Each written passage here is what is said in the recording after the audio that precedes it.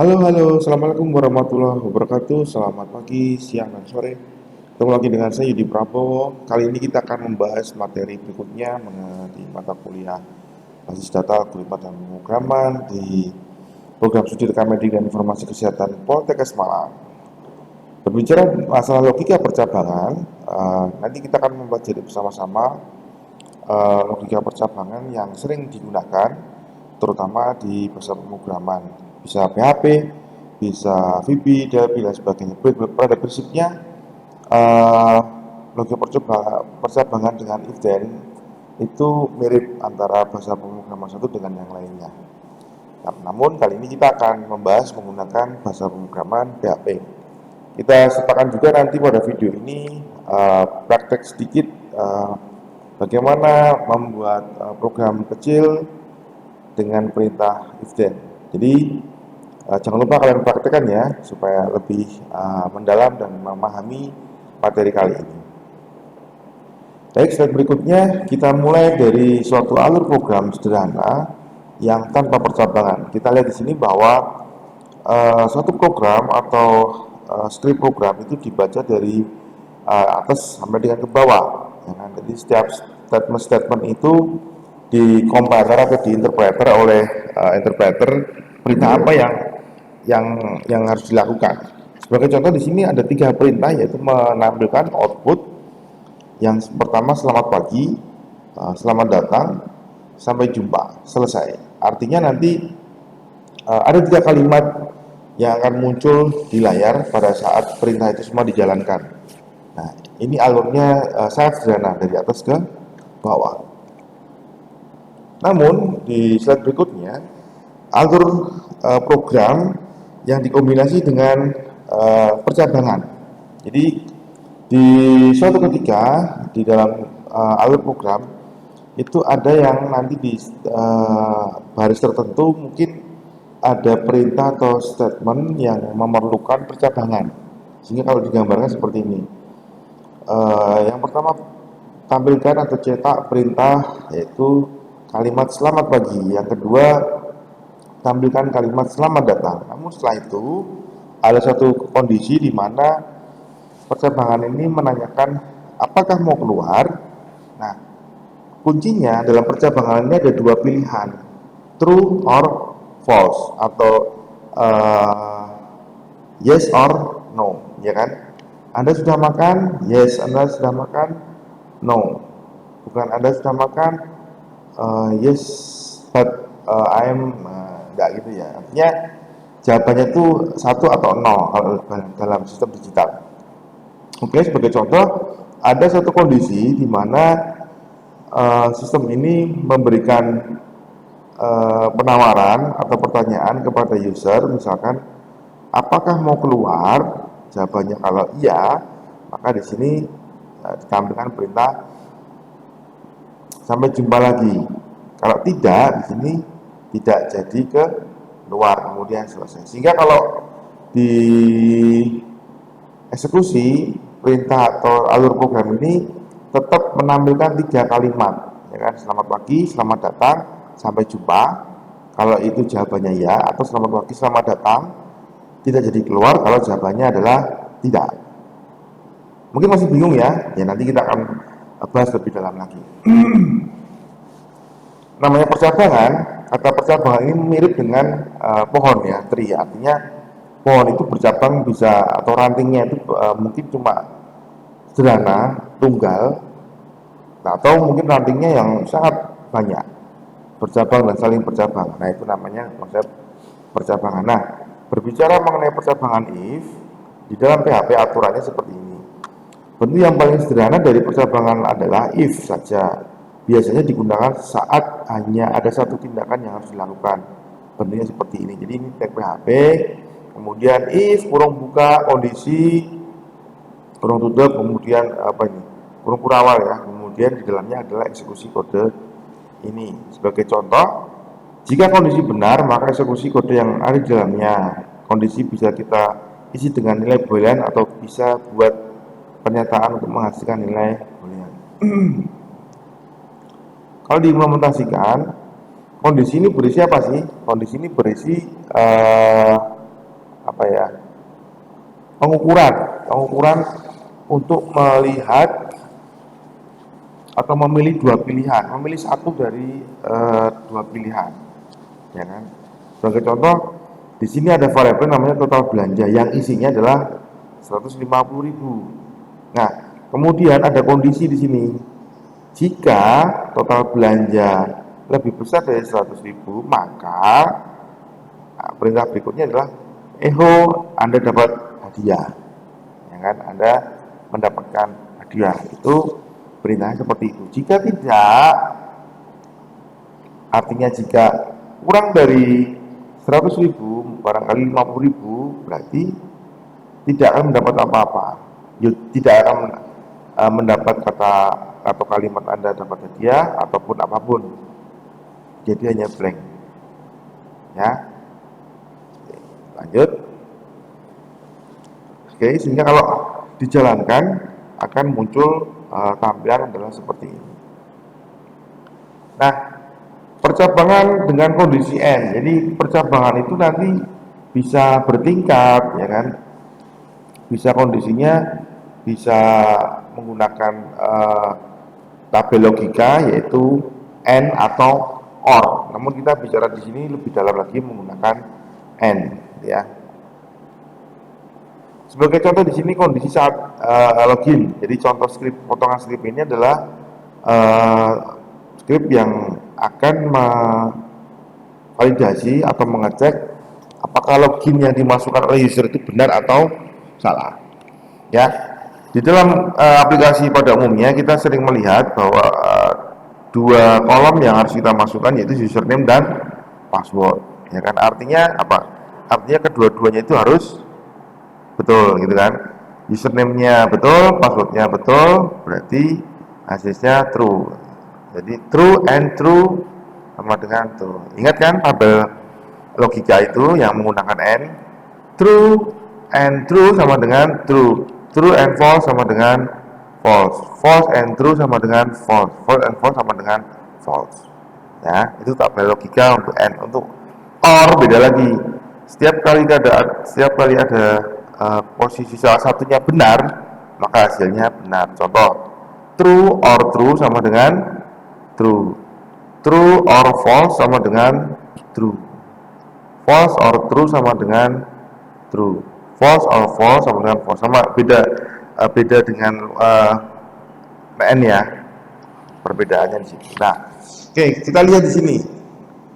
Ada satu variabel namanya username diberi nilai yaitu admin. Kemudian ada variabel password sama dengan diberi nilai 1, 2, 3, 4. Ya. Kemudian di sini ada pengecekan. Jika username sama dengan admin, and password sama dengan 1, 2, 3, maka apa yang terjadi? Dia masuk di kamar sini.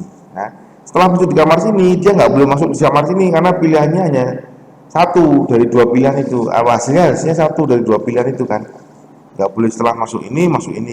Jadi mereka berhasil login. Contoh, username-nya betul admin, namun passwordnya 1, 2, 3, 4, 5, 6, ya kan? Berarti username sama dengan admin true, password 1, 2, 3, 4, 5 tidak sama dengan 1, 2, 4, 5, 1, 2, 3, 4, ya kan? Berarti ini true and false. Hasilnya adalah false, sehingga muncul di sini Anda gagal login.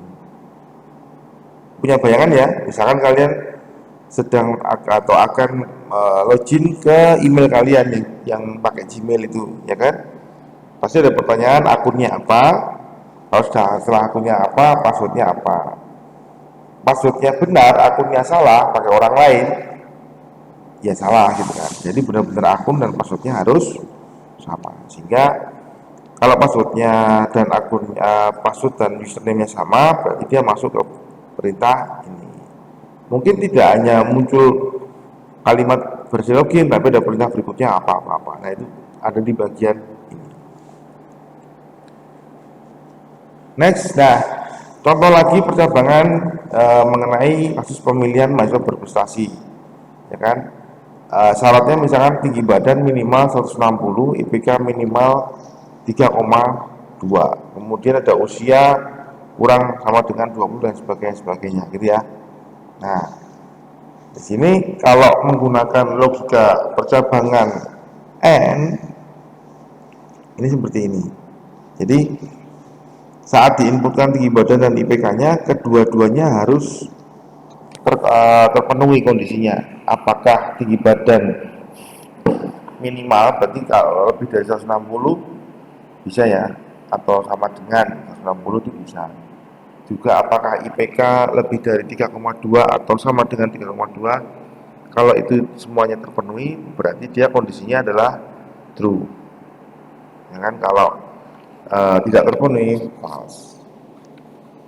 Kemudian usia dan sebagainya ini nanti kita sampaikan aja, kita akan lihat di kasus yang berikutnya. Oke, kita analisa mengenai kasus yang pertama, ya kan? Akan diadakan seleksi mahasiswa yang berprestasi dengan syarat antara lain. Yang pertama syaratnya apa? IPK minimal 3,00, tinggi badan minimal 170 cm, berat badan minimal 50 kg, memiliki prestasi tingkat nasional, mungkin juara 1, 2, atau 3, atau mungkin juara 8, yang penting tingkat nasional. Kemudian sebagai pengurus HMP atau BEM, ya kan, bisa ketuanya, bisa sekretaris atau yang lain. Kemudian surat keterangan bebas narkoba, ini memiliki surat keterangan bebas narkoba. Kemudian artinya gini, kalian mencalonkan, kalian mendaftarkan. Nah, orang atau mahasiswa yang lolos seleksi, para korban seleksi untuk akan dipilih sebagai prestasi, itu adalah mahasiswa yang kelima syarat itu terpenuhi, bukan?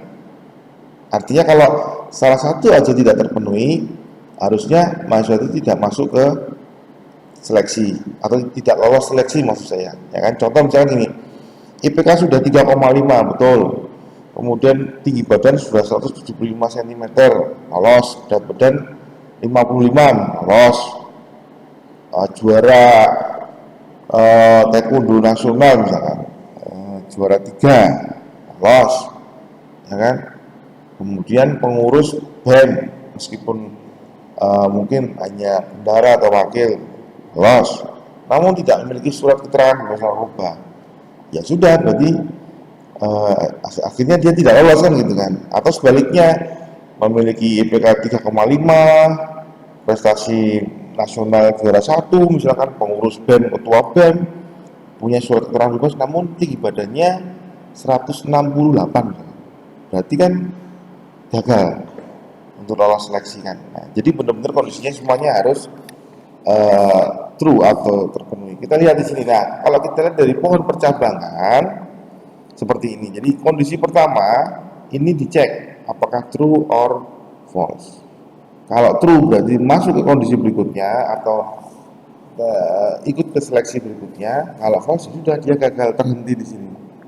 Sama juga dengan kondisi 2, misalkan tinggi badan dan berat badannya sudah terpenuhi, berarti dia akan bisa menuju ke seleksi atau tahapan berikutnya. Kan seperti itu ya, hampir mirip logikanya dengan cara berpikir kita. Nah, kalau dia tidak gagal pada seleksi kondisi kedua, berarti dia terhenti atau gagal di posisi ini. Namun kalau dia berhasil lanjut ke seleksi yang ketiga. Apa itu seleksi yang ketiga? Nah, barangkali ini memiliki prestasi tingkat nasional. Dicek di sini, ada nggak? Oh ada, berarti masuk ke berikutnya. Itu terus sampai dengan nanti kondisi kelima terakhir, memiliki surat keterangan bebas narkoba, memiliki true, berarti selesai. Kemudian kalau false berarti gagal. Artinya nanti di sini akan muncul hasilnya siapa saja. Paham ya? Sip. Moga-moga lebih semakin paham. Berikutnya kasus yang kedua, ya kan? Hampir mirip, namun di sini dibedakan persyaratannya berdasarkan jenis kelamin. Apakah ini mahasiswa atau mahasiswi, ya kan? Kalau mahasiswa memiliki syarat atau mahasiswa pria, yaitu tinggi badan 175, berat badan 65 kg. kemudian IPK 3,25, kemudian untuk persyaratan mahasiswa pria prestasi nasional dan sebagai anggota bela diri, mungkin pengurus boleh, anggota boleh.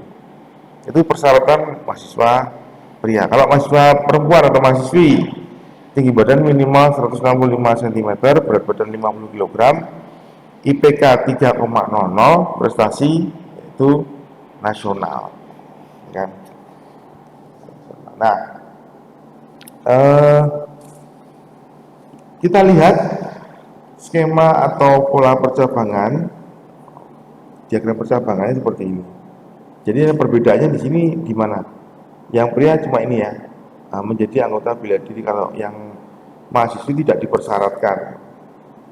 Nah, jadinya seperti ini. Namun ini kelihatannya ada beberapa yang belum lengkap ya. Bisa kalian lengkapi nanti ya. Kondisi pertama yaitu pemilihan apakah dia pria atau wanita. Ya kan? Kalau dia pria masuk ke sebelah kiri ini saya. Kalau dia sebagai wanita atau mahasiswi, dia masuk ke kondisi sebelah kanan. Kan memang persyaratannya tidak dicampur, karena kalau untuk pria kan, untuk mahasiswanya kan lebih besar atau sama dengan 175 cm, untuk yang mahasiswi lebih besar sama dengan 165, sehingga di kondisinya sudah terpisah di sini. Otomatis nggak mungkin dia kondisi mati loncat ke sini. Contoh ya, kalau dia mahasiswa pria berarti apakah tinggi badan lebih dari atau sama dengan 175 gitu kan? Kalau iya berarti true, kalau false, kalau tidak berarti false, dan minimal sebagainya. Kalau false berarti gagal, true kondisi berikutnya, ya kan? Kemudian perempuan juga gitu, apakah berat badan sama dengan atau lebih dari 50 mungkin ya, 50 gitu kan, tinggi badannya 165, kalau terus sama dengan di sini false, gagal. Lanjut, kalau pria nanti di sini ada pertanyaan lagi, IPK mungkin ya, IPK ternyata IPK nya beda. Untuk yang laki-laki syaratnya 3,25, yang mahasiswi 3,0. Kalau true dia di sini, false berarti dia di sini.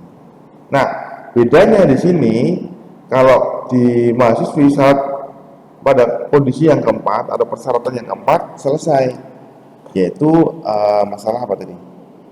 Prestasi nasional. Namun di sini tambahin, kalau yang di persyaratan yang mahasiswa ada kondisi atau pertanyaan apakah menjadi anggota bela diri atau artinya mengikuti bela diri tidaknya anggota, berarti kan bisa bela diri kan, intinya gitu. Nah, kalau true berarti selesai, kalau false jadi gagal. Jadi bedanya itu ya. Dan itu nanti bisa berbeda. Di sini bisa bertingkat lagi sangat rumit. Itu memungkinkan terjadi tergantung kondisi kebutuhan yang ada dari sistem yang akan dibuat gitu ya. Oke, nah setelah ini nanti kita akan prakteknya, yaitu bagaimana membuat program sederhana menggunakan PHP dengan menyisipkan perintah if then ya, atau if else. Jadi nanti saya berikan contoh skripnya nanti di materi ini, kalian bisa praktekkan ya. Yang pertama nanti pastinya kita menggunakan web service-nya, terserah Anda menggunakan web service SAM, XAMPP atau WAMPP. Kalau WAMPP mungkin direkturnya nanti ada di www dan sebagainya, saya lupa.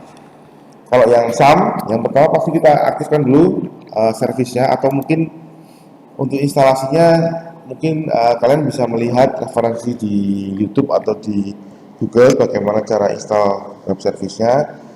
Namun kalau kali ini materi ini kita akan mulai langsung dari mengaktifkan web service-nya, ya kan? Ada dua macam, ada yang otomatis auto aktif pada saat Windows aktif atau Windows-nya terbuka. Namun juga ada yang manual. Seperti saya ini saya buat manual, jadi tidak auto aktif. atau autoran gitu ya. Nah, oke, saya berarti kalau manual saya perlu mengawalinya dengan membuat start pada Apache dan MySQL. Barangkali diperlukan untuk database MySQL. Nah, kemudian kebetulan saya sudah buat skripnya, di mana skrip PHP itu saya taruh di mana C XAMPP HTTP kemudian di latihan. Di latihan ini saya bikin satu skrip namanya lat_if.php ya. Kita akan buka di sini isinya apa. Nah, di sini ada perintah sederhana untuk mempraktekkan bagaimana membuat if, ya kan. Contoh di sini membuat tag HTML, kemudian title-nya, kemudian ini bikin form action-nya, mengambil to the post, kemudian ini pertanyaannya, nama, IPK, tinggi badan, dan sebagainya. Kemudian ini prosesnya. Jika diklik tombol submit, apa yang terjadi? Maka dicek. Apa pengecekannya? Apakah nilainya lebih besar dari 3,2 atau sama dengan 3,2 N? Ini berarti contoh kasus yang pertama ya. Jadi saya tidak membedakan dulu mahasiswa laki-laki dan perempuan, tapi ini yang sederhana dulu, ya kan? Jika nilai IPK-nya 3,2 atau lebih dan tinggi badannya 170 atau lebih, maka dia lulus. Kebetulan ini nama objeknya tinggi badan atau IPK ini namanya nilai, kemudian disimpan dalam variabel nilai. Bisa nebak kira-kira hasilnya seperti apa? Nah, oke, kita akan praktekkan. Kita akan menjalankan program tadi dengan cara buka browsernya, ya kan? Kemudian nanti kita panggil filenya ya. Yang pertama kita ketik localhost slash, kemudian nama foldernya latihan. Jangan lupa latihan tadi kan disimpan di folder apa? HTTP ya. Jadi dari XAMPP, misalkan dari C, pilih XAMPP, kemudian HTTP. Nah, kemudian di sini ada folder. Kalian bisa menambahkan tidak harus folder latihan, tapi folder praktek misalnya atau sebagainya. Tapi jangan lupa memanggilnya dengan manggil path atau direktorinya. Oke, kalau kita akan kembali lagi di sini, nanti foldernya latihan, nama filenya lat_if.php. Kita lihat. Nah, akan muncul form sederhana di sini. Kita isikan di Prabowo. Tadi IPK-nya kalau 3,2 dan tinggi badan 170 ya. Contoh, saya IPK-nya 3,7, harusnya masuk isyarat IPK ya. Tapi tinggi badan saya 165. Lolos nggak? Tidak lulus. Ya kan? Meskipun IPK-nya saya 3,7. Kalau dibalik, ya kan, Yudi Prabowo IPK-nya 3,1. Padahal minimal 3,2. Tinggi badan 180 misalnya. Tinggi sekali ya. Sama. Tidak lulus karena IPK-nya tidak memenuhi meskipun tinggi badannya lebih dari 170. Bagaimana jika keduanya terpenuhi? IPK-nya 3,7, tinggi badannya 180 misalnya. Ya, submit.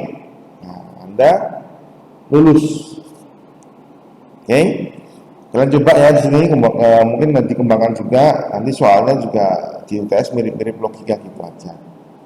Selamat mencoba, selamat berpraktek. Semoga kalian dalam kondisi sehat selalu, tetap jaga kesehatan, tetap rajin untuk berdoa, rajin untuk belajar. Karena tugas kalian memang masih sebagai pelajar, ya kan? Persiapkan sebelum UTS dan kalau bisa dipraktekkan supaya lebih dalam pemahaman materinya. Dan materi nanti akan saya upload di YouTube dan linknya akan saya berikan di Google Classroom atau virtual class kita. Kemudian apalagi ya, jangan lupa like, subscribe, ya kan, jangan dikomenin malam-malam saya. Oke, kemudian apalagi, cukup mungkin kali ya. Oke, oh ya, nanti di virtual class kita ada forum diskusi, barangkali nanti ada pertanyaan yang atau materi hal yang masih belum kalian pahami, bisa kalian tanyakan di forum diskusi itu. Nanti kita akan saling berdiskusi, mungkin bisa dibantu teman yang lain yang sudah paham menjawabnya atau mungkin dari saya ya. Jadi semoga tetap bisa memahami materi ini bermanfaat. Jika diperlukan untuk kita tetap tatap muka, mungkin kita gabung ya antara TM2 dan TM5 ini, kita mau tetap muka enggak. Baik, semoga materi yang singkat ini bisa bermanfaat buat kalian bisa memahaminya dan minimal bisa dikembangkan di kemudian hari. Saya akhiri dengan wassalamualaikum warahmatullahi wabarakatuh.